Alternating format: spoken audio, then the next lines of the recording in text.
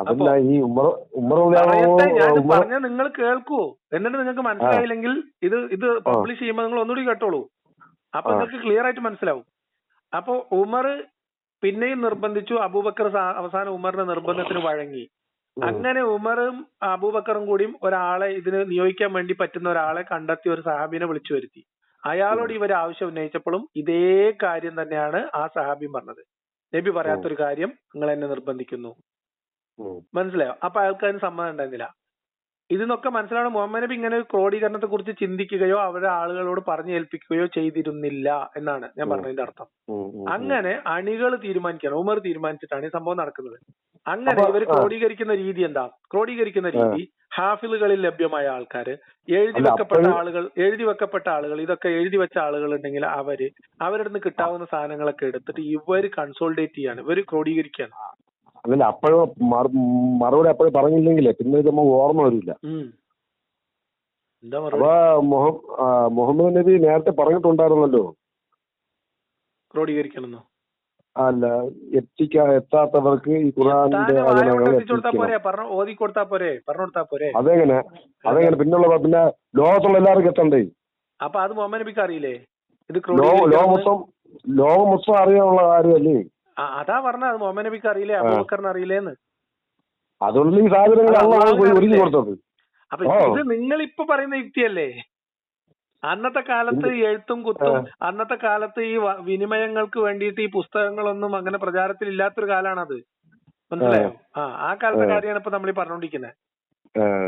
അപ്പൊ ആലോചിക്കണം. ഇപ്പൊ അല്ല, നിങ്ങളിപ്പോ DC ബുക്സും HNC പബ്ലിക്കേഷനും ആലോചിച്ചിരിക്കതി.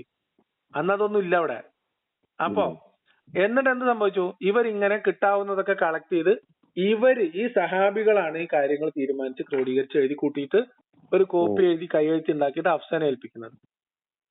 ഞാൻ നിങ്ങളോട് ചോദിക്കുന്നത്, ആ കൈയെഴുത്ത് കോപ്പി അത് എല്ലാം കറക്റ്റ് ആണ്, ഒറിജിനൽ ആണ്, അത് എല്ലാം ഖുർആൻ തന്നെയാണ് എന്ന് വെരിഫൈ ചെയ്യാൻ അധികാരമുള്ള ഒരാളല്ലേ ഉള്ളൂ ലോകത്ത്?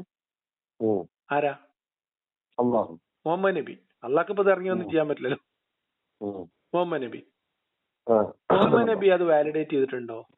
ഇത് ഈ ക്രമം കറക്റ്റ് ആണ്, ഇത് എല്ലാം ഖുർആനിലുള്ള തന്നെയാണ്, ഇതിൽ ഒന്നും വിട്ടുപോയിട്ടില്ല എന്ന് മുഹമ്മദ് നബി അത് സർട്ടിഫൈ ചെയ്തിട്ടുണ്ടോ? ഇല്ലല്ലോ. എന്താണ്? മുഹമ്മദ് നബി അത് പരിശോധിച്ച് ഉറപ്പുവരുത്തിയിട്ടുണ്ടോ ഈ ഖുർആൻ സമ്പൂർണമാണെന്ന്? ഉണ്ടോ? അവിടത്തെ കാര്യങ്ങൾ നോക്കാൻ അധികാരമുള്ള ആൾക്കാരല്ലേ ഇത് ചെയ്തത്. അതും അള്ളാഹുവിന്റെ റസൂല് എന്ന് പറയുന്ന ആളാണല്ലോ ജിബ്രീല് വഹി മുഖേന കിട്ടി എന്ന് പറയുന്ന സാധനം. അതിലാകെ ഒരു ഹ്യൂമൻ കണക്ഷൻ എന്ന് പറഞ്ഞാൽ മുഹമ്മദ് നബിക്ക് മാത്രമേ ഉള്ളൂ. അപ്പൊ മുഹമ്മദ് നബി അല്ലേ ഫൈനൽ ചെയ്യേണ്ടത്? ഇതിലെല്ലാ വചനങ്ങളും കറക്റ്റ് ഓർഡറിലുണ്ട്, ഇതിലൊന്നും വിട്ടുപോയിട്ടില്ല, അല്ലെങ്കിൽ ഇതിലൊന്നും കൂട്ടിച്ചേർക്കപ്പെട്ടിട്ടില്ല എന്ന് സർട്ടിഫൈ ചെയ്യാൻ അധികാരമുള്ള ഒരാൾ മുഹമ്മദാണ്. മുഹമ്മദ് നബിയെ കണ്ടിട്ടും പോലും ഇല്ല. അതുകൊണ്ടാണ് പറഞ്ഞത് വാരി വലിച്ച് തുന്നി കൂട്ടി ഉണ്ടാക്കിയ ഒരു സാധനമാണ്. അത് കഴിഞ്ഞിട്ട് പിന്നെ ഉസ്മാന്റെ കാലത്ത് ഇത് പലയിടത്തേക്ക് പോയപ്പോൾ വീണ്ടും ഇതിൽ കലർപ്പ് വരികയും ഏറ്റക്കുറച്ചിലുകൾ ഉണ്ടാവുകയും അങ്ങനെ ഉസ്മാന്റെ കാലത്ത് അത് ഒന്നും കൂടി ക്രോഡീകരിച്ചിട്ട് ആ ഉസ്മാൻ ഉണ്ടാക്കിയ ക്രോഡീകരിച്ച രൂപം മാത്രം നിലനിർത്തി ബാക്കിയെല്ലാം കത്തിച്ചു കളയാൻ ഉത്തരവിടുകയും ചെയ്തത്. അപ്പൊ ഖുർആൻ ആരുണ്ടാക്കിയതാ? അത്ര സിമ്പിൾ ആണ്. ഇനി നിങ്ങൾക്ക് എന്തെങ്കിലും ഇങ്ങനെ ഞാൻ പറഞ്ഞാല് ഇതൊന്നും എന്റെ മാറ്റർ, എന്റെ വിഷയം, എന്റെ സംസാര വിഷയം. ഇപ്പൊ അഫ്ഗാനിസ്ഥാനിൽ ഇപ്പൊ വീണ്ടും അടിമത്തം അനുവദൻ മീൻസ് നിയമവിധേയമാക്കി വാർത്ത വരികയാണ്. അവർക്ക് അവരുടെ തെളിവെന്താ? ഖുർആനാണ്. മനസ്സിലായോ? അടിമത്തം അനുവദിച്ചു കൊടുത്ത ഖുർആൻ വചനമാണ് അഫ്ഗാനിസ്ഥാനിലെ അടിമത്തം നിയമവിധേയമാക്കുന്നതിന്റെ കാരണം. ആ പോയിന്റിൽ നിന്നിട്ടാണ് ഞാൻ ഇതിനെ വിമർശിക്കുന്നത്. ഇത് ഇന്നത്തെ കാലത്തെ മനുഷ്യരുടെ ജീവിതത്തെ അപകടപ്പെടുത്തും. ഈ കേരളം താമസിച്ച് നമുക്കറിയണ്ടേ സ്ത്രീ ഇപ്പോൾ ഇവിടെ അടിമത്തം ഉണ്ടോ? എവിടെ? അത് മറ്റേ പണ്ടത്തെ കാലത്തല്ലേ മറ്റേ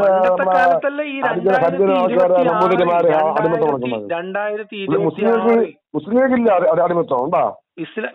അതല്ലേ ഇപ്പൊ നിങ്ങൾ വാർത്ത ഒന്നും വായിക്കുന്നില്ലേ? 2026 ഇസ്ലാമിക ഭരണകൂടം ഖുർആനിക വചനങ്ങളുടെ പശ്ചാത്തലത്തിൽ സ്ലേവറി ഭാഗികമായി പുനഃസ്ഥാപിച്ചു. ഞാനൊരു കാര്യം ചോദിക്കട്ടെ? നമ്മൾ താമസിക്കുന്നു നമ്മുടെ കുടുംബത്തില് ഒരുപാട് മുസ്ലിങ്ങൾ താമസിക്കുന്നില്ല, അവർക്കൊക്കെ അടിമത്തായിട്ടാ ജീവിക്കുന്നത്. അപ്പൊ അടിമത്തുണ്ടോ? അത് ഈ രാജ്യത്ത് ഇല്ല, നിയമങ്ങളുകൊണ്ടാണ് ഇല്ല, ഇല്ലാത്തത്. ഇല്ല.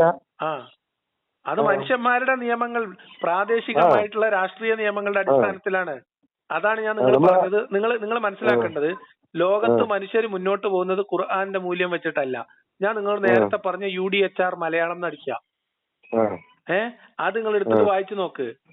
ആ മൂല്യങ്ങൾ പരിഷ്കരിച്ചും പിന്നെയും അതിൽ ബെറ്റർമെന്റ് വരുത്തിയിട്ടും പിന്നെയും അത് പരിഷ്കരിച്ചും നല്ലതാക്കിയിട്ടും നവീകരിച്ചിട്ടുമാണ് മനുഷ്യർ മുന്നോട്ട് പോകുന്നത്. അല്ലാതെ 1500 കൊല്ലം മുമ്പ് എഴുതിയ ഒരു പാളക്കിതാബ് നോക്കിയിട്ടല്ല. അത് മനസ്സിലാക്കിയാൽ എല്ലാ പ്രശ്നവും തീരും. പിന്നെ അതിന്റെ മുകളിൽ വെറുതെ നമ്മൾ വാശി പിടിച്ച് അടയിരിക്കണമെങ്കിൽ ഇരിക്കാം, അത്രേ ഉള്ളൂ. അതുകൊണ്ട് ലോകത്തിനോ സമൂഹത്തിനോ മനുഷ്യന്മാർക്കോ പ്രത്യേകിച്ച് ഒരു ഗുണമില്ല. ലോകത്ത് ആരുമില്ല, അർത്ഥം. ഞാൻ പറഞ്ഞതെന്ന് ആകെ മനസ്സിലായത് അതല്ലേ? അതോ ലോകത്ത് ആരും ഒന്നുമില്ല, സംസാരിച്ചിട്ട് കാര്യമില്ലല്ലോ. നിങ്ങൾ നിങ്ങൾ ആശ്വാസം പോലെ ഈ ഓഡിയോ ഞാൻ നാളെ രാവിലെ പബ്ലിഷ് ചെയ്യും. ഈ 12 പബ്ലിഷ് ചെയ്യും. ചെയ്യും. അത് നിങ്ങൾ മുഴുവനായിട്ട് ചെയ്യും. അപ്പൊ നിങ്ങൾ നാളെ രാത്രി നിങ്ങൾ ഒന്നുകൂടി സമാധാനത്തില് തർക്കമൊന്നുമില്ലാതെ പബ്ലിഷ് ചെയ്യും. നമുക്ക് ഇനിയും പഠിച്ചിട്ട് വന്ന് ചെയ്യാം, അതിലൊന്നും കുഴപ്പമൊന്നുമില്ല. സമാധാന വഴിക്ക് കേൾക്കാം. അല്ലല്ല, തെറ്റിദ്ധാരണ ഒന്നും ഉണ്ടാവില്ല. ആർക്കും തെറ്റിദ്ധാരണ, നിങ്ങളെ തെറ്റിദ്ധാരണ പോലും ഇതുകൊണ്ട് തന്നെ മാറും. ഇതൊന്നുകൂടി കേട്ടാൽ നിങ്ങളെ കുറെ തെറ്റിദ്ധാരണ മാറും. ഒരുപാട് ആളുകളുടെ തെറ്റിദ്ധാരണ മാറട്ടെ. അപ്പൊ നമ്മളുടെ ലക്ഷ്യം മനുഷ്യര് നല്ല രീതിയിൽ അപകടകരമായിട്ടുള്ള പ്രത്യയശാസ്ത്രങ്ങളിൽ നിന്ന് പുറത്തു കടക്കുക. എല്ലാ മനുഷ്യരും തുല്യമായ അന്തസ്സുള്ളവരാണ് എന്നുള്ള ഒരു കാഴ്ചപ്പാടിലേക്ക് വരികയും വേണം. നല്ലതുപോലെ ജീവിച്ച് എന്ത് കിട്ടാമെന്ന് പറയോ? ഇത് വേണ്ടേ? നമ്മളിപ്പോ രാവിലെ ജോലിക്ക് പോണത് പൈസ കിട്ടാൻ വേണ്ടിയാണ്. അപ്പൊ നല്ലത് ജീവിച്ച് എന്താണ് നല്ല രീതിയിൽ എല്ലാ മനുഷ്യരും തുല്യമായി അത് മനസ്സിലാവണമെങ്കിൽ നിങ്ങൾ എന്ത് ചെയ്താൽ മതി? ഞാൻ പറഞ്ഞ ഒരു 30 ആർട്ടിക്കിളോ 33 ആർട്ടിക്കിളോ പറയണൊക്കെ ശരി തന്നെ.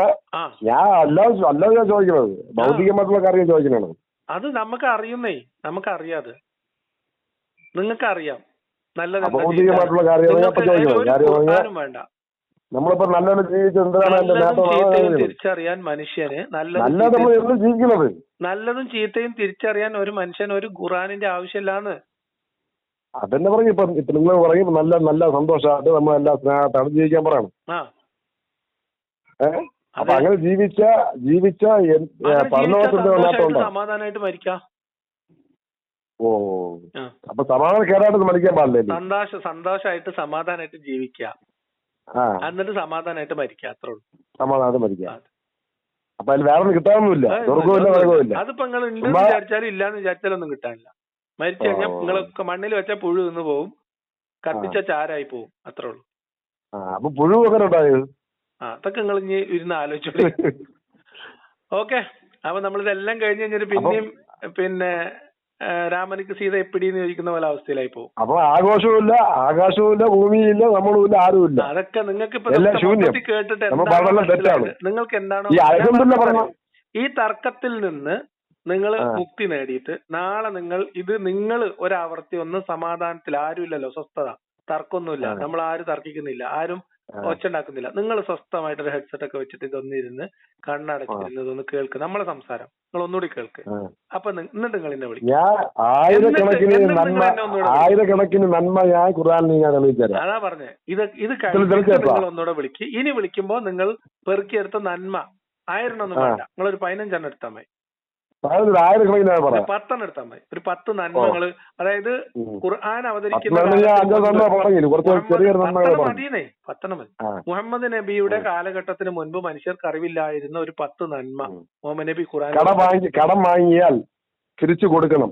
അതാ ഞാൻ പറഞ്ഞ ഒന്നുകൂടി ശ്രദ്ധിച്ചു കേട്ടോളി. ഇനി ഷഹീദായ പോലും പറഞ്ഞിട്ട് അവർക്ക് ആ കടബാധ്യത അവർക്ക് ബാധകമാണ്. അതൊക്കെ ശരി, ഞാൻ പറഞ്ഞത്ര അറിയൂടാ. ഞാൻ നിങ്ങൾക്ക് ഒരു 5 ലക്ഷം തരാറുണ്ട്, വേറെ ആർക്കും അറിഞ്ഞൂടാ.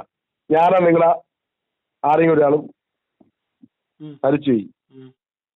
അപ്പൊ ഈ 5 ലക്ഷം രൂപ അങ്ങോട്ടോ ഇങ്ങോട്ടോ നിൽക്കുകയില്ലേ, ആരും അറിയില്ലല്ലോ. അപ്പൊ അതുപോലും കൊടുക്കണമെന്നാണ് പറയണത്. അതെ, അപ്പൊ അതാ ഞാൻ പറഞ്ഞത്. അപ്പൊ ഒരു നന്മകളുണ്ടല്ലോ ഞാൻ പറഞ്ഞത്. മുഹമ്മദ് നബിക്ക് മുൻപ് നാട്ടില് പരിചയമില്ലാത്ത ലോകർക്ക് മനസ്സിലാവാത്ത ലോകത്തെ ആരൊക്കെ വിചാരിച്ചാലും അള്ളാഹുവിന്റെ പ്രകാശത്തെ ഇതൊന്ന് പറയാൻ സമ്മതിക്കും. മുഹമ്മദ് നബിയെ പറഞ്ഞയച്ചത് വഴി ഈ ലോകത്തുള്ള സർവ്വകോടി ജനങ്ങൾ വിചാരിച്ചാൽ പോലും നടക്കൂല. അത് അള്ളാഹുവിന്റെ ഇതാണ്, ഈ ലോക സൃഷ്ടാവിന്റെ വാഗ്ദാനം. പറഞ്ഞില്ലല്ലോ, ഞാൻ ആകെ നിങ്ങളോട് പറയണത് നിങ്ങൾ അള്ളാഹുവിന്റെ പ്രകാശത്തെ കൂടി ആർക്കും സമാധാനപ്പെടും. നിങ്ങൾ ആദ്യം ചെയ്യേണ്ടത് നാളെ നിങ്ങൾ സമാധാനം നമുക്ക് എന്തൊരു സമാധാനം, നിങ്ങൾക്ക് സമാധാനം. എനിക്ക് അത് എന്താ പറയാ, ഞാൻ എന്താ പറയാ, ഞാൻ പറയുന്ന ഒരു പോയിന്റ് നിങ്ങൾ കംപ്ലീറ്റ് ചെയ്യാൻ അനുവദിക്കും. അതായത് നാളെ നിങ്ങൾ ഇതൊരാവർത്തി കേൾക്കൂ സ്വസ്ഥായിട്ട്. അതിനുശേഷം നിങ്ങൾ ഇതൊന്ന് തീർക്കട്ടെ. അതിനുശേഷം നിങ്ങൾ എന്നെ വിളിക്കൂ. വിളിക്കുമ്പോൾ ഞാൻ ഇതൊന്ന് പറഞ്ഞു തീർക്കട്ടെ സുഹൃത്തെ. ഒരു കാര്യം പറയാൻ സമ്മതിക്കാത്ത നിങ്ങൾ അതിനുശേഷം എന്നെ വിളിക്കുമ്പോ ഒരു 10 നന്മകൾ, ആ 10 നന്മകൾ എന്ന് പറഞ്ഞാൽ മുഹമ്മദ് നബി ലോകത്തിന് ആദ്യമായി പഠിപ്പിച്ചു കൊടുത്തതായ 10 നന്മകൾ നിങ്ങൾ കൊണ്ട് ഇപ്പൊ പറയണ്ട. അത് നമുക്ക് ഇതൊന്ന് കേട്ടിട്ട് സ്വസ്ഥമായിട്ട് നമുക്ക് അടുത്ത ഒരു ഘട്ടത്തിൽ പറയാം. സമയം 1 മണിക്കൂറിന് അടുത്തായി. ഇപ്പൊ നമ്മൾ സംസാരിച്ചു 55 മിനിറ്റ് ആയി. അപ്പൊ ഇതിൽ കൂടുതൽ നമുക്ക് ഒറ്റ സ്ട്രെച്ചിൽ ഇരിക്കാൻ കഴിയില്ലല്ലോ. അപ്പൊ അതുകൊണ്ടാണ്. അപ്പൊ അതുകൊണ്ട് നിങ്ങൾ അതുമായിട്ട് വരൂ. മുഹമ്മദ് നബി വന്നതുകൊണ്ട് മാത്രം ലോകത്ത് ഞാൻ നിങ്ങൾക്ക് പറഞ്ഞു. മുഹമ്മദ് നബി വന്നതുകൊണ്ട് മാത്രം, മുഹമ്മദ് നബിയുടെ ഖുർആൻ കാരണമായിക്കൊണ്ട് മാത്രം നിലനിൽക്കുന്ന ഒരു ചെറിയൊരു കാര്യം കൂടെ ഞാൻ നിങ്ങൾക്ക് പറഞ്ഞുതരാം. ചെറിയൊരു കൊച്ചു കാര്യം കൂടെ പറഞ്ഞ് ഞാൻ അവസാനിപ്പില്ല. നിങ്ങൾ പറയണേ മുസ്ലിങ്ങളെല്ലാം തീവ്രവാദികളാണ്, മറ്റേതാണ് മറിച്ചതാണ്. അപ്പൊ നിങ്ങൾ പറഞ്ഞല്ല ഹാരി ഹുസൈനെ പോലെ ഉള്ള ആൾക്കാർ. കുറിച്ചുള്ളത് ആരിഫിനോട് വിളിച്ചു ചോദിച്ചോളൂ. അയാളുടെ നമ്പർ അവിടെ അല്ല, നിങ്ങൾ ടീമാണ് ഞാൻ പറഞ്ഞത്. അല്ല, അങ്ങനെ ടീം അപ്പൊ അങ്ങനെയാണ് ഇപ്പോഴും എന്നോട് സംസാരിക്കുന്നത് എന്നോട് പറഞ്ഞോളൂ. മറ്റുള്ള ആൾക്കാരോട് സംസാരിക്കുള്ള അവരോട് സംസാരിച്ചോളൂ. ഇപ്പോഴും ക്രിസ്ത്യാനികള് മുസ്ലിങ്ങള് മതമുള്ളവര് എല്ലാവരും ഇപ്പോഴും ഇപ്പോഴും ജീവിക്കുന്നു. അവിടുന്ന് പണം വാങ്ങി ഇവിടെ ജീവിക്കുന്നു. അവിടെ ആരെയും കൊല്ലുന്നോ? ഈ കേരളം തന്നെ ഇത്രയും പുരോഗമനം ഉണ്ടായത് ഗൾഫിലെ പൈസ. നിങ്ങൾ ഈ പറഞ്ഞ കാര്യം ചെയ്യൂ. അല്ല, ഏതാ ഞാൻ പറഞ്ഞത്, നിങ്ങൾ ഈ പറഞ്ഞ കാര്യം ചെയ്യൂ. നമ്മൾ പറഞ്ഞ് അവസാനിപ്പിച്ചു കഴിഞ്ഞു. ആ കോളിന് വേണ്ടി ഞാൻ കാത്തിരിക്കും. നിങ്ങൾ ഈ വീഡിയോ ഒന്നുകൂടി കേട്ടിട്ട് ഈ ഓഡിയോ ഒന്നുകൂടി നിങ്ങൾ വിളിക്കൂ. ആ കോളിന് വേണ്ടി ഞാൻ കാത്തിരിക്കും. ഓക്കെ, ശരി.